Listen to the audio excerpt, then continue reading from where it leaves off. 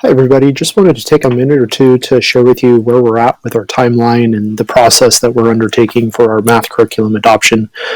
So in June, we're going to continue to gather information about the district's needs in terms of math curriculum, and we'll also begin an application process to select a team of diverse teachers from around Moses Lake that represent the district as a whole. We'll communicate that team out to the district in June, and then September we will bring the team back together and we'll do some training on the Common Core. It shifts the mathematical practices, and then we'll also do some training on a tool called the IMET, or Instructional Materials Evaluation Tool. And we'll be using what we learn from that training to define the criteria that we're going to use in order to select our next math curriculum. And so once we've defined that criteria, we will be sharing that criteria out with the district so that people have an understanding of what we're looking for and why we're looking for it and all that sort of stuff. And really that criteria will just be reflective of what we learn from the training that we'll undergo, as well as the information that we gather and already have gathered from teachers from around the district, whether they're on the team or not. So then moving on into October, from October to January, and these are just rough timelines, but I'm anticipating between October and January, we'll begin the process of reviewing programs. We're going to take a look at ed reports and look at the work that they've already done in evaluating curriculum through the lens of the Common Core state standards.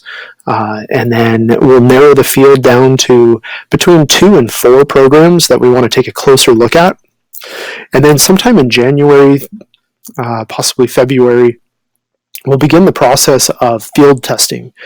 And field testing is different from a pilot. With a pilot, we would have some teachers using a product A for an extended period of time.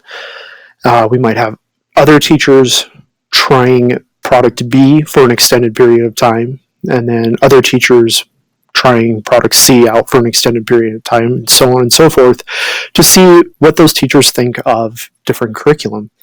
We're not going to end up doing that. What we're going to do instead is, like I said, a field test, and what that's going to look like is for each of our teachers in the district to have the opportunity to try the 2 to 4 finalists that we're looking at closely in the classroom. So we would get a hold of curriculum A, and teachers would have the opportunity to try that out in their classroom.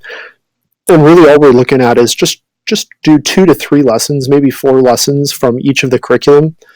And then from there, you and your grade level team, after you've had a chance to field test a curriculum, you'll end up reviewing each of those programs or those curriculum using a review form that is reflective of our criteria that we developed in the fall, and just providing us with some measures on how well you think each of those programs satisfies the criteria that the team has defined and communicated to the rest of the district. So we'll collect those reviews, we'll compile them, and then we will share out that information to the rest of the district. From there, we're looking at between May and June, sometime in May or June, we'll need to go to the PDCC to present our process and our findings, and they will either give us the yay or the nay, and then we will then go to the school board and make a proposal of a curriculum that we would like to purchase. And the school board will say yay or nay, and if they say yay, then in June, after school is out, the goal would be for us to have professional development and early implementation, professional development for all of our teachers rather than just a few. So, and then looking at August, we'll have full implementation of the new curriculum in August of 2018. So that's where we're at. That's the direction that we're heading in. As always, if you have any questions, feel free to contact me, and I'll do my best to answer those questions.